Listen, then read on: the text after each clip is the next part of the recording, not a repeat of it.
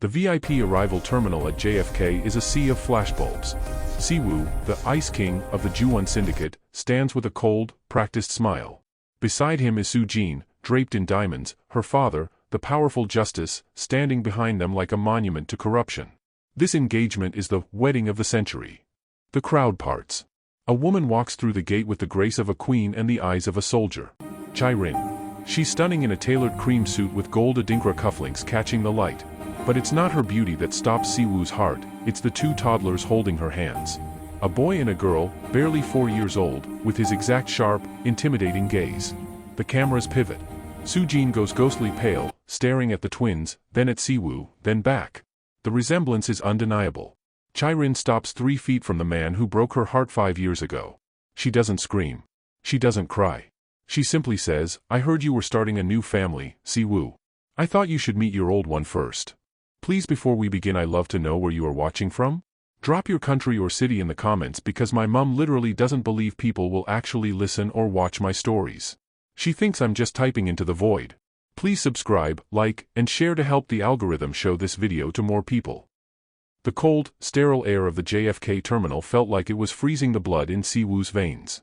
For 5 years, he had lived by a single rule: the past is a grave, and you don't dig it up. He had buried his memories of London, the scent of Chai-rin's perfume, and the sound of her laughter under layers of corporate takeovers and cold-blooded syndicate business. He had convinced himself she was safe, living a quiet life far away from the blood-stained legacy of the Ju-1 name. But as he stood there, his fiancée's hand trembling on his arm, he realized that the past wasn't dead. It had just been growing. "Siwoo, say something," Soo-jin hissed, her voice a sharp contrast to the stunned silence of the crowd. "Tell them this is a lie. Tell the security to get this woman out of here." But Siwoo couldn't move. His eyes were locked on the boy, Leo. The child was dressed in a small, stylish coat, his chin tilted up with an air of defiance that was painfully familiar. It was the same look Siwoo gave his father whenever he was being groomed for a world he didn't want. Then there was Luna, clutching Chai-rin's hand, her eyes wide and curious, possessing a depth that seemed far too old for a 4-year-old.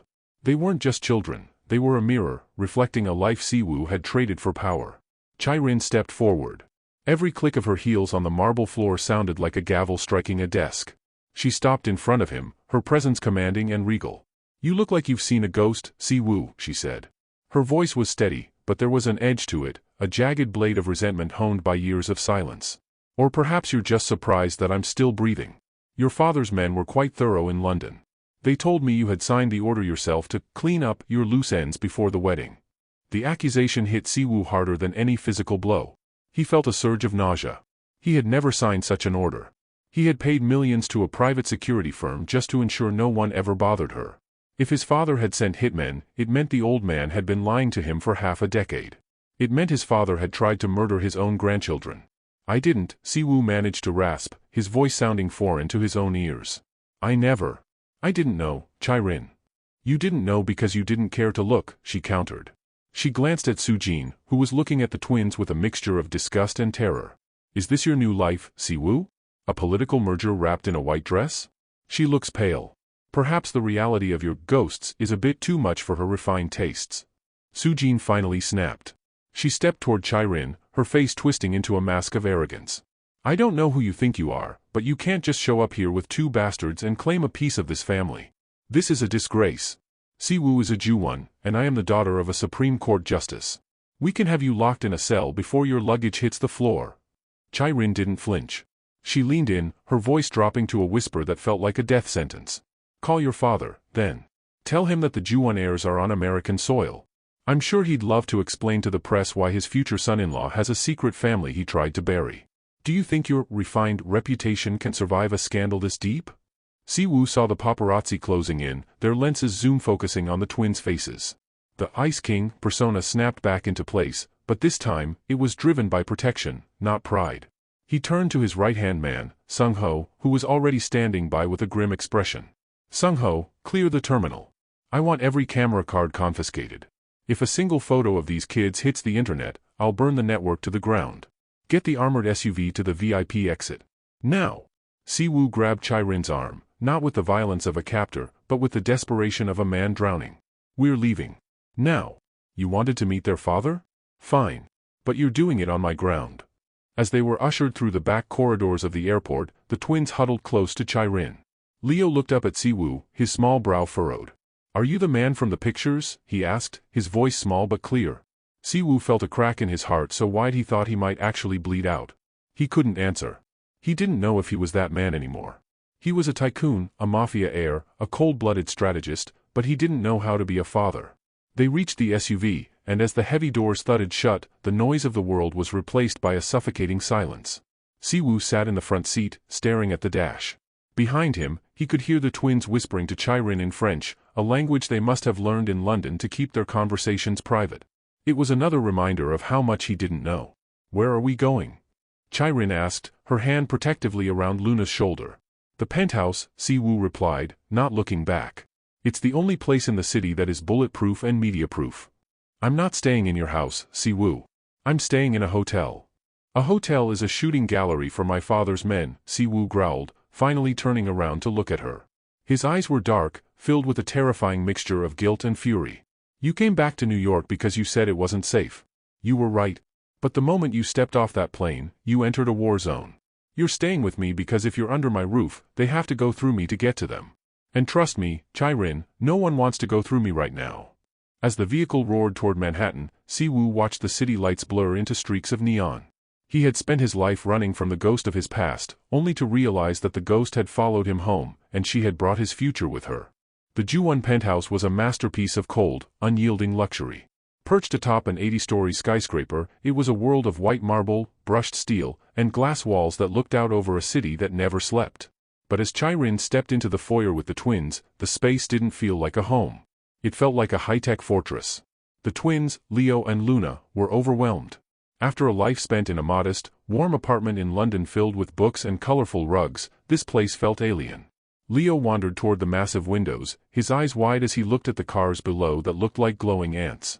Luna stayed close to her mother, her fingers twisted into the fabric of Chirin's coat. "It's too quiet," Luna whispered. "It's safe, baby," Chirin replied, though she didn't believe it herself. She looked at Siwoo, who was pacing near the kitchen, barking orders into his phone. He looked out of place in his own home, a man who owned everything but belonged nowhere. Siwoo hung up and turned to them. "The guest wing is through that hallway. It has its own kitchen and security monitors.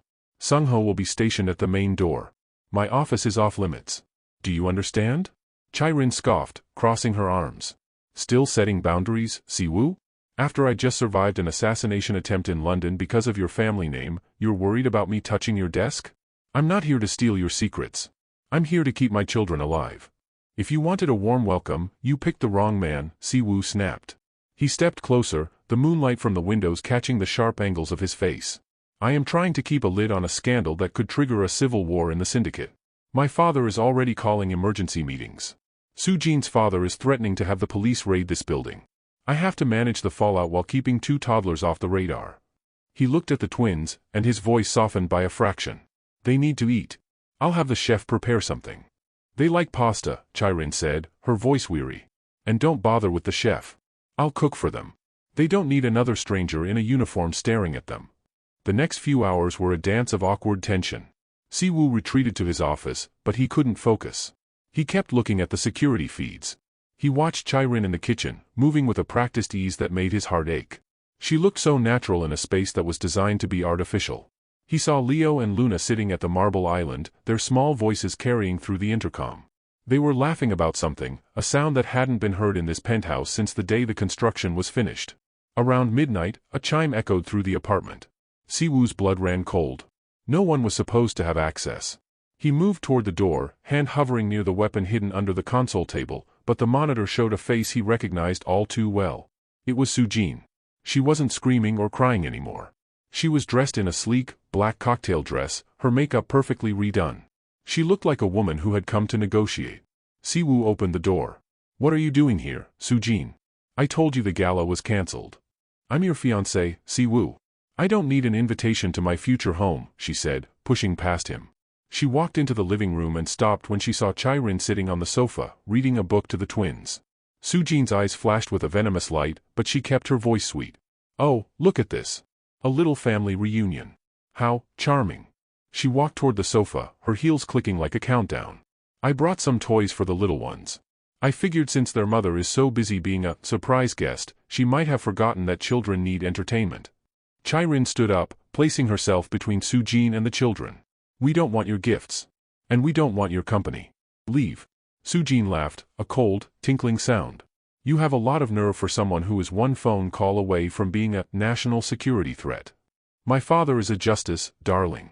He doesn't like it when people mess with his daughter's wedding plans. In this country, you are nobody. You're a ghost. And ghosts are very easy to make disappear. Siwoo stepped in, grabbing Sujin's arm. That's enough. Out. Now. Is it? Sujin turned to him, her eyes narrowing. Are you really going to throw away everything we've built for this? My father can protect you from the FBI, Siwoo. He can make the Ju1 name legal. This woman will only bring you down. If you keep them here, you are declaring war on me. And believe me, you don't want to see what happens when I stop being refined. She leaned in, whispering so only he could hear. Check the boy's toy, Siwoo. The one he's holding. I thought it was a bit dusty, so I had my father's security clean it for him. After she left, Siwoo lunged for Leo's teddy bear. He ripped open the stitching near the neck as the boy started to cry. Hidden deep inside the stuffing was a tiny, high-frequency tracking device. The realization hit Siwoo like a thunderclap. Sujin wasn't just jealous. She was marking her prey. She had just given her father the exact coordinates to the children's bedroom. He looked at Chirin, whose face was pale with terror. Pack their things, Siwoo commanded, his voice trembling with a lethal rage. We aren't safe here anymore. Not even with the glass walls. The tension in the secondary safe house, a fortified brownstone in Brooklyn, was suffocating. Siwoo had moved them under the cover of darkness, swapping cars 3 times to shake any tail. He sat at a small kitchen table, the blue light of his laptop illuminating the dark circles under his eyes. Across from him, Chirin sat with her arms folded, her gaze fixed on the door where the twins were sleeping. You can't keep running forever, Siwoo, she said quietly. Eventually, they're going to find us. Your fiancé's father has the entire city's surveillance at his fingertips.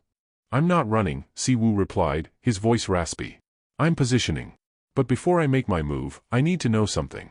My father, he's demanding a DNA test. He won't believe they are his blood until he sees it on a lab report. And until he believes it, he won't call off the hit on you. Chirin felt a surge of indignation. A DNA test? You look at Leo and you need a lab to tell you he's yours? You're as cold as your father, Siwoo. It's not for me, he shouted, then immediately lowered his voice so he wouldn't wake the kids.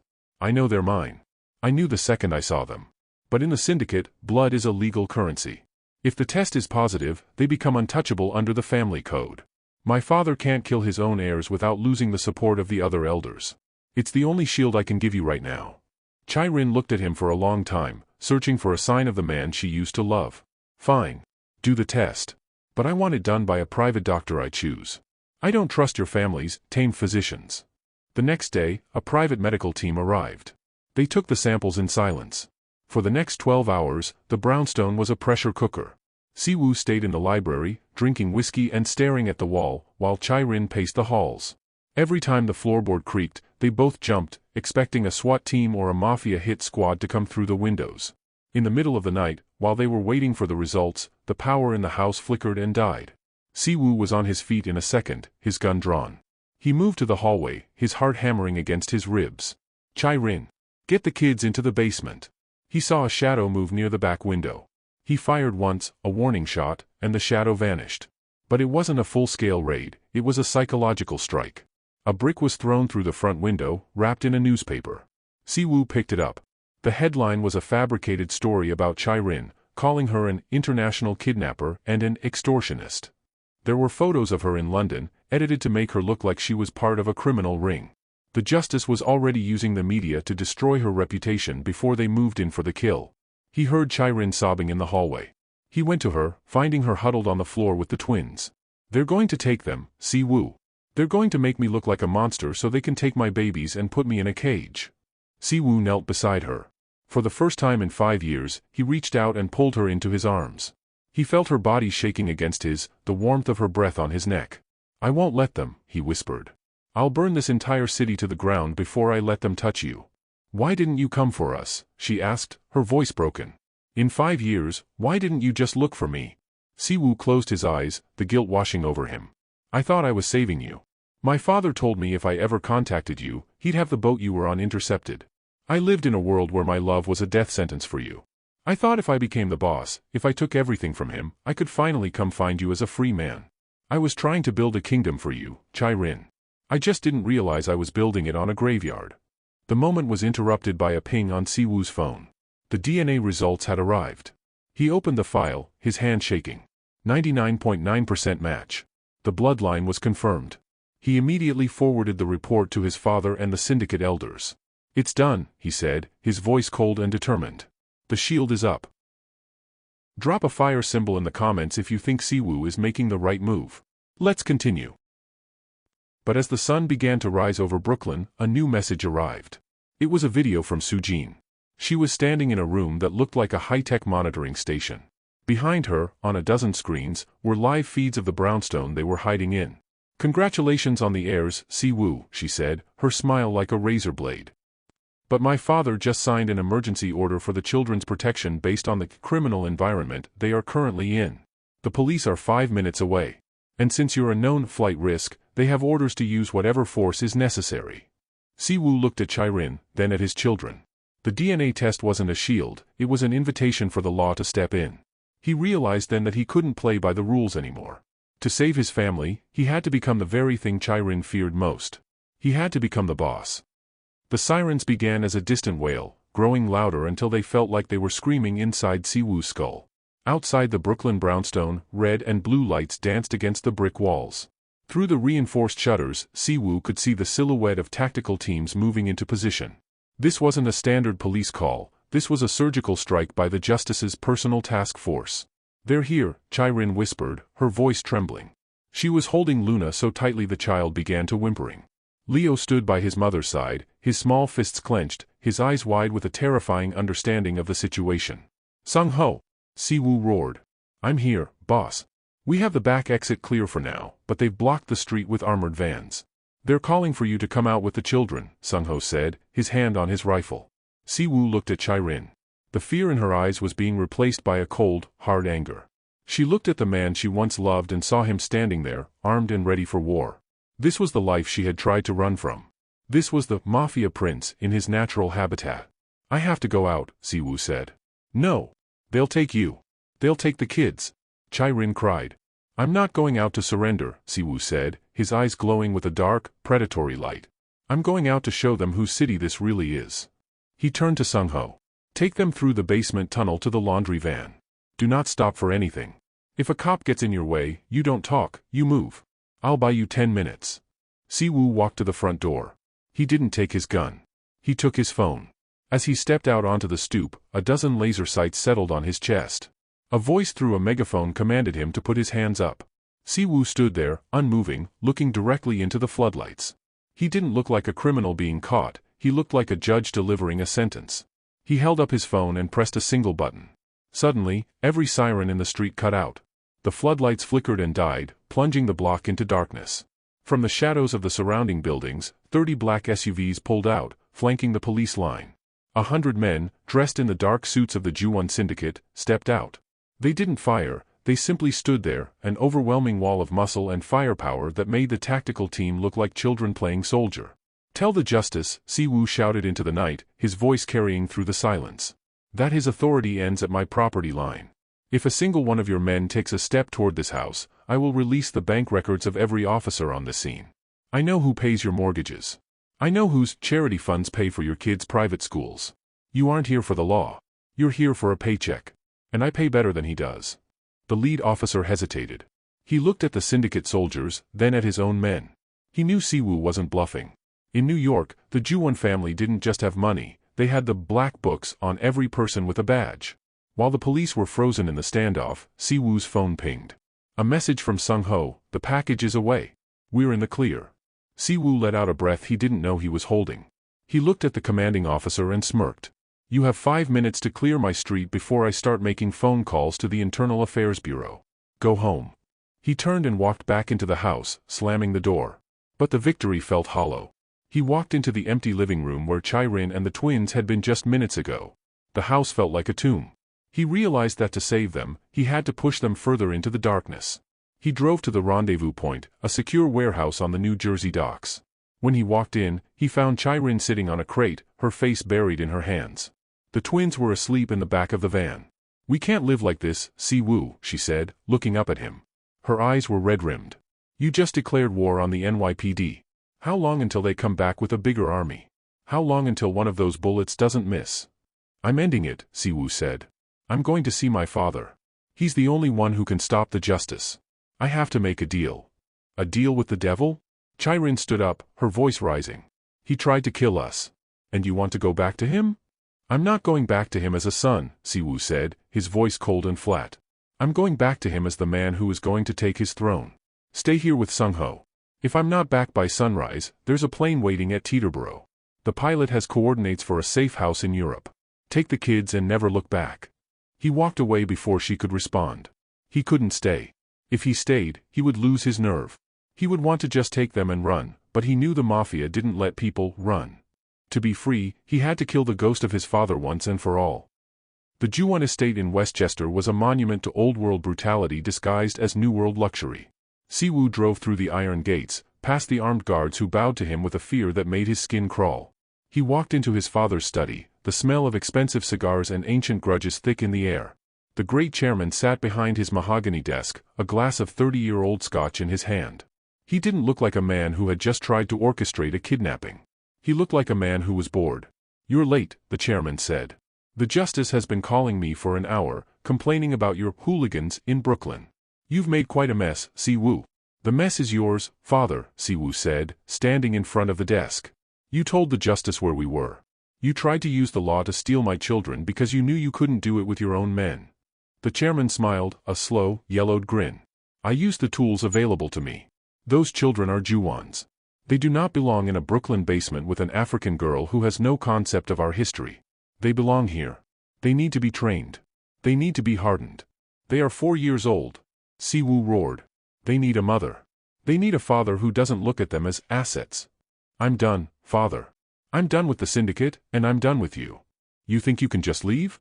The chairman stood up, his presence suddenly massive and suffocating. "You are the heir. Without you, the Ju-won name dies. Do you think the other families will let you just walk away? They'll hunt you. They'll use those children as bait to draw you out. You stay here, you marry Soo-jin, and you take your place. That is the only way they live." "No," Si-woo said. The word felt like a mountain being moved. "I've already made my own move. I've sent the DNA results and the proof of your clean-up orders in London to the Syndicate Council. They don't like it when a chairman tries to kill the future of the bloodline, father. It makes you look weak. It makes you look desperate." The chairman's face went from arrogant to livid in a heartbeat. "You went to the council? You betrayed your own father?" "You betrayed me first," Si-woo countered. "The council has agreed to a transition of power. You retire to the Seoul estate, and I take over the New York operations. If you refuse, they've authorized me to use any means necessary to preserve the family's stability." The old man slumped back into his chair, looking suddenly frail. The power he had wielded for 40 years was slipping through his fingers, stolen by the son he had tried to mold into his own image. "You think you've won? You've just put a crown of thorns on your head, Si-woo. You'll never have a moment's peace. You'll spend every night wondering which of your loyal men is waiting to slide a knife between your ribs." "I'd rather die fighting for them than live as a slave to you," Si-woo said. He walked out of the study, feeling a strange, hollow victory. He had won the empire, but he had lost his father. He drove back to the warehouse, desperate to tell Chai-rin that it was over, that they were finally safe. But when he arrived, the warehouse was in chaos. 2 of his guards were on the ground, wounded. Chai-rin was standing in the center of the room, her clothes torn, her eyes wide with a manic terror. "Where are they?" Si-woo screamed, grabbing her by the shoulders. "Where are the twins?" Chai-rin looked at him, her voice a broken whisper. "Soo-jin, she came with men. They didn't use the front door. They came from the roof. She said if she couldn't have you, she'd take the only thing you cared about." Si-woo looked at the open door, the cold night air rushing in. He had defeated the Godfather, but he had forgotten the fury. Soo-jin had the twins, and he knew her well enough to know she didn't want a ransom. She wanted a sacrifice. "Call Sung-ho," Si-woo said, his voice a deadly, low vibration. "Tell him to bring everyone. Not the guards. The soldiers. Every man who owes me a life. We're not going to court. We're going to hell." The world believed Si-woo was attending the annual Ju-won Foundation Gala to reconcile with his fiancée, but the reality was far more sinister. The grand ballroom of the Pierre Hotel was a sea of silk, champagne, and forced smiles. Siwoo stood at the entrance, his hand resting on the small of Chai-Rin's back. He had forced her to wear a gown of shimmering midnight blue, not to show her off, but to keep her close. Every guest in the room knew about the airport incident, and the air was thick with the scent of scandal. "Keep your head up," Siwoo whispered, his eyes scanning the balcony for snipers. "If we show fear, they win." Chai-Rin's heart was hammering against her ribs. She didn't care about the diamonds around her neck or the judgmental stares of New York's elite. She only cared about the twins, who were currently being held in a private nursery upstairs, guarded by a dozen of Siwoo's most lethal soldiers.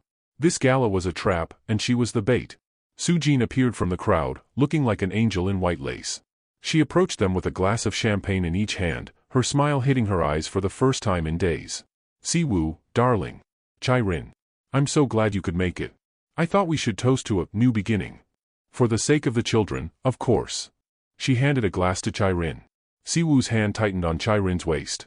He didn't trust Soo-jin's kindness any more than he trusted a loaded gun. "I don't drink," Chai-Rin said, her voice steady. "Oh, surely one toast won't hurt," Soo-jin insisted, her eyes glittering. "It's a vintage from the year you and Siwoo first met in London. A sentimental choice." Chai-Rin took the glass, but before she could raise it to her lips, Leo and Luna ran into the ballroom. They had escaped the nursery, laughing as they dodged the frantic guards. The sight of the children in their miniature formal wear caused a collective gasp from the crowd. Luna, seeing the bubbles in Chai-Rin's glass, reached up. "Mama, juice?" Luna asked, her small hand brushing against the crystal. In an instant, Soo-jin's composure shattered. She didn't just pull the glass away, she swiped it out of the child's reach with a violent jerk, the champagne splashing across the white marble floor. "Don't touch that, you little brat!" Soo-jin shrieked. The music stopped. Every eye in the ballroom was on them. Siwoo stepped forward, his face a mask of lethal calm. He looked at the spilled liquid on the floor, noticing how it hissed slightly against the stone, a chemical reaction no champagne should have. "The glass was poisoned," Siwoo said, his voice carrying to the back of the room. "Don't be ridiculous." Soo-jin stammered, backing away as she realized she had overplayed her hand. "It was just a strong vintage." "You were going to kill the mother of my children in front of them," Siwoo growled. He turned to the crowd, his voice booming. "This woman is no longer my fiancée. She is an enemy of the Juwon family. And anyone who stands with her, stands against me." Soo-jin's father, the justice, stepped forward, his face purple with rage. "You can't do this, Siwoo. You're humiliating my daughter. You have no proof." "I don't need proof for a crowd, Arthur. I have the security footage of your daughter in the kitchen 10 minutes ago," Siwoo lied, his bluff working perfectly. He leaned into Soo-jin's ear. "If you ever go near them again, I won't use the law. I'll use the old ways. And you know how my father handles problems." As Siwoo ushered Chai-Rin and the twins out of the gala, the room erupted into chaos. The power couple was dead. The war had officially moved from the shadows to the spotlight. But as they reached the SUV, Chai-Rin looked at Siwoo, her eyes filled with a new kind of terror. "She tried to kill me, Siwoo. In front of our children." "I know," he said, his voice sounding hollow. "And that was her last mistake. We're moving the twins tonight. We're going to the docks. It's time to prepare for the end." "Wait. Did Soo-jin really just try to poison Chai-Rin at her own gala? Comment your country plus whether you think Siwoo should have seen this coming." The aftermath of the gala felt like the calm before a hurricane. Siwoo had relocated the family to a high-security safe house near the Jersey docks, a place where his shipping containers could provide a maze of steel for anyone trying to infiltrate.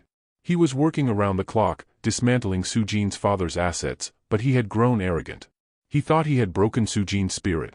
He was wrong. While Siwoo was in a heated board meeting, trying to finalize his takeover of the syndicate, a tactical team, dressed not as Mafia, but as federal agents, arrived at the safe house. They didn't knock. They used flashbangs and breaching charges. Sung-ho fought like a demon, taking down 3 men before a taser caught him in the neck. Chai-Rin, hearing the explosions, grabbed the twins and headed for the hidden crawlspace, but she was too slow. A man in a tactical vest grabbed her by the hair, throwing her against the wall. "Don't hurt the kids," she screamed, her vision blurring as blood ran down her forehead. "The justice wants his grandchildren," the man said, his voice cold and mechanical. He wasn't a cop, he was a mercenary hired by the senator to rescue the children from their criminal father. When Siwoo arrived 20 minutes later, the house was a wreck. Sung-ho was being treated by a medic, his face a mask of shame. Chai-Rin was sitting on the floor, staring at an empty space where Leo's favorite toy lay crushed. They took them, she said, her voice devoid of emotion. They took them, and they left this. She handed him a burner phone. It rang the second it touched his hand. Do you like the view, Si-woo? Soo-jin's voice was melodic, bordering on insane.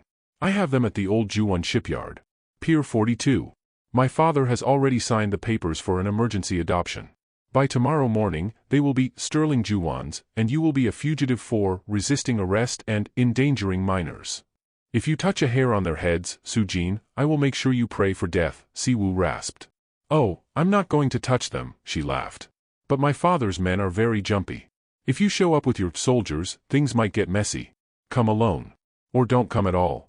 It's your choice, boss. Si-woo hung up and looked at Sung-ho. Get the men ready. But they don't follow me in. They surround the perimeter. If I don't come out with those kids in 30 minutes, you level the entire shipyard. Do you understand? I don't care who is inside. Level it. Chirin stood up, wiping the blood from her face. I'm coming with you. No. It's too dangerous. They are my children, she roared, her voice echoing in the empty house.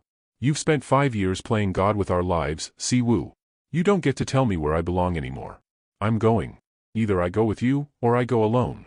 Si-woo looked at her and saw the same fire that had made him fall in love with her in London. She wasn't just a mother, she was a warrior. He handed her a vest and a sidearm. Stay behind me. If anything happens to me, you take the kids and run to the north gate. Sung-ho will be waiting.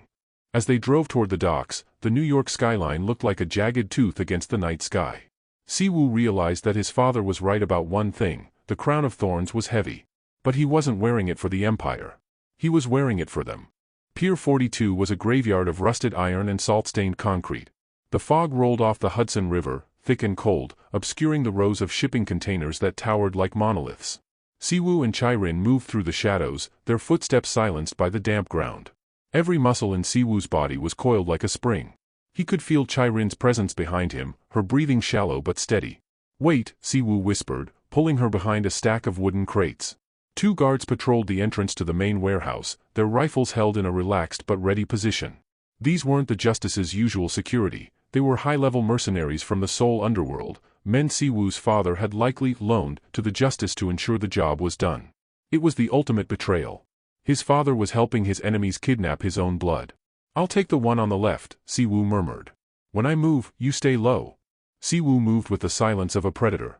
He neutralized the first guard before the man could even let out a breath, his hand covering the guard's mouth as he slid a blade home. Chirin watched, her stomach churning, but she didn't look away. She couldn't afford to be weak. They entered the warehouse. The air inside smelled of diesel and old fish. In the center of the room, under a single, flickering floodlight, sat a large metal shipping container. The doors were bolted from the outside. Si-woo. Chirin. You're just in time for the finale. Soo-jin's voice echoed from the catwalks above. She stepped into the light, holding a remote detonator. My father is already on his way with the press. He's going to discover that you tried to blow up this warehouse with your own children inside. A tragic story of a mafia boss who went mad. He'll be a hero, and you'll be a memory. Where are they? Chirin screamed, her eyes darting to the container. They're inside, Soo-jin smiled. But the container is rigged with a pressure-sensitive trigger. If you open those doors without the code, the whole thing goes up. And if I press this button, well, we don't need to wait for the Justice, do we? Si-woo stepped into the light, his hands raised. Take me, Soo-jin. Let them go. You wanted the Empire? It's yours. I've already signed the transfer papers. They're in my pocket. Just let the children out. Soo-jin hesitated, her eyes flickering with greed. Throw the papers on the floor. As Si-woo reached into his jacket, the sound of a helicopter grew louder. The Justice was arriving. The code, Soo-jin, Si-woo said, his voice dropping to a low, dangerous frequency. Give it to me, and you walk away with billions. If you don't, you die here with us. Because my men have already surrounded this building. They aren't here to rescue me. They're here to erase everyone inside. Suddenly, a gunshot rang out from the shadows of the catwalks. It wasn't Si-woo's men. It was the Justice's lead mercenary. He didn't want the children alive. He had orders from the great chairman to eliminate the distraction once the papers were signed. The bullet grazed Soo-jin's arm, causing her to drop the detonator. It skittered across the floor toward the shipping container. Go! Si-woo roared to Chirin. He lunged for the catwalks, drawing his weapon to provide cover. Chirin bolted for the detonator, her heart screaming. She grabbed it just as the mercenary fired again, the bullet sparking off the metal container inches from her head. "Leo! Luna!" she cried, throwing herself against the steel doors. From inside, she heard a faint, terrified cry. "Mama? Mama, it's dark." The timer on the detonator began to beep, a slow, rhythmic countdown. Soo-jin had activated it when she dropped it. They had 3 minutes. The warehouse was a symphony of gunfire and screaming metal. Siwoo was pinned down behind a forklift, trading shots with the mercenaries on the catwalk. He was bleeding from a graze on his thigh, but he didn't feel the pain. His entire world was narrowed down to the shipping container where Chai-rin was frantically trying to work the bolt. "Sung-ho! Get in here!" Siwoo yelled into his comms. "We're coming, boss, but they've got the entrance blocked with a fuel truck. It's a trap." Sung-ho appeared from a side door, his face covered in soot. He didn't head for the fight, he headed for the container. He saw the timer on the detonator, 60 seconds left. "Miss Chai-rin, get back," Sung-ho commanded, shoving her aside. He looked at the wiring on the door. It was a dead man's circuit. If the door was opened, the circuit would break and trigger the blast. But if someone held the wires together manually, the timer would continue to run, giving the others a chance to get the children out. "I can hold it," Sung-ho said, his voice strangely calm amidst the chaos. "But I can't let go." "No!" Chai-rin cried. "There has to be another way. There's no time." Sung-ho barked. He grabbed the exposed wires, his hands steady despite the blood dripping from a wound on his shoulder. "Boss! Get over here!" Siwoo scrambled to the container. He looked at Sung-ho, his best friend, his brother in everything but blood. He saw the look in Sung-ho's eyes, the look of a man who had already made his peace with God. "Sung-ho, don't do this," Siwoo whispered. "You're a father now, Siwoo," Sung-ho said, a small, sad smile touching his lips. "I'm just a soldier. A soldier's job is to make sure the next generation survives. Get them out. Now!" Siwoo grabbed the bolts, his muscles screaming as he yanked the heavy steel doors open. Sung-ho groaned, the electricity from the circuit sparking against his skin, but he held the wires together with a grip of iron. Chai-rin lunged into the dark container. She found Leo and Luna huddled in the corner, shaking and crying. She grabbed them, pulling them toward the light. "Go! Run!" Sung-ho yelled. Siwoo grabbed the twins, one under each arm, and pulled Chai-rin toward the exit. He looked back at Sung-ho one last time. Sung-ho nodded, his thumb hovering over his phone. He was hitting the upload button on the recording he had made of the Justice and Soo-jin's conversation, the digital ghost that would destroy them. "Live a long life, boss," Sung-ho whispered. The upload complete pinged on Siwoo's phone just as they cleared the warehouse doors. The explosion was a wall of heat and light that knocked them to the ground. The entire warehouse collapsed in a roar of fire and twisting metal. Chai-rin covered the children with her body, while Siwoo shielded them all. When the sound finally died away, there was only the crackle of flames and the distant sound of sirens. Siwoo stood up, his face covered in ash. He looked at his phone. The video was already viral. The Justice's career was over. Soo-jin was gone. But so was Sung-ho. Siwoo fell to his knees in the dirt, a broken, guttural sob escaping his throat. He had his children. He had his life. But the cost was a piece of his soul that he could never get back. "I'm literally crying writing this. Sung-ho deserved better." Loudly crying face drop a broken heart if this hit you in the chest. Are you team Siwoo should stay, or team he should disappear for their safety? Comment below. And please subscribe. 6 months later. The air in Prague was crisp and smelled of cinnamon and wood smoke.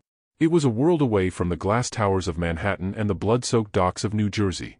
In a quiet, cobblestone courtyard near the Vltava River, Chai-rin sat at a small cafe, watching Leo and Luna chase pigeons near a centuries-old fountain. They looked healthy. They looked happy. Leo was wearing a small scarf, and Luna was laughing, a real, bright sound that didn't have a hint of fear in it. Chai-rin sipped her tea, her hand instinctively touching the small, gold locket around her neck. Inside was a photo of her, Siwoo, and the twins, taken in the brief moment of peace before the final battle. Beside it was a tiny photo of Sung-ho. A man in a dark charcoal coat sat at the table across from her. He didn't look at her. He kept his eyes on the children. To any passerby, he was just another tourist enjoying the European afternoon. But Chai-rin knew the tilt of those shoulders. She knew the way his hand rested on the table. "They're learning Czech," she said quietly, not looking at him. "Leo is already better at it than I am." "He always was the smart one," Siwoo replied, his voice low and raspy. The world believed Unwoo Siwoo was dead. The bridge plunge had been perfectly orchestrated, with a body recovered that was identified through Ju-1-controlled dental records. The Ju-1 syndicate had been dismantled, its assets frozen or liquidated to fund foundations for immigrant children and victims of organized crime. Is it over? Chai-Rin asked. The justice is serving 20 years. The chairman is under house arrest in Seoul, surrounded by guards who report only to the council. There is no one left to hunt you, Chai-Rin. But you can't come home, she said, finally turning to look at him. His face was scarred, his eyes tired, but they were the eyes of a man who was finally at peace. I am home, he said, looking at the twins. I am the ghost who keeps them safe. If I stay with you, the target stays on your back. If I stay in the shadows, you are just a widow and her children living a quiet life. It's the only way. He stood up, adjusting his coat. He walked over to the fountain, pausing for a second as Leo ran past him. The boy stopped, looking up at the stranger. For a heartbeat, their eyes met, the same sharp, mahogany gaze. Siwoo reached out and ruffled the boy's hair, a fleeting, forbidden touch. Be brave, little lion, Siwoo whispered. He walked away, disappearing into the winding alleys of the old town.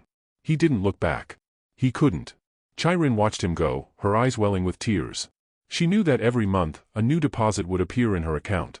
She knew that every time they moved to a new city, the house would already be secured. He would always be there, a silent guardian in a charcoal coat, watching them from across the street, from the back of a theater, from the shadows of a park.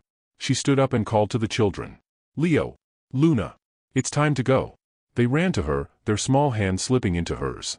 As they walked toward their new home, the sun began to set over the spires of Prague. They were free. They were safe. And somewhere in the dark, their father was watching them, loving them from a distance that was both a tragedy and a triumph. If this story made you feel something, anger, heartbreak, hope, anything, please like this post so I know you made it to the end. Subscribe so you don't miss my next story. It's about a chef who falls for a food critic trying to destroy her restaurant, and it gets messy. Share this with someone who loves forbidden love, second chances, and morally gray anti-heroes. Your support means everything. Literally. It's the difference between me writing in my notes app alone and actually building a community of people who love complex, multicultural romance. Thank you for being here. Thank you for watching. And thank you for encouraging me.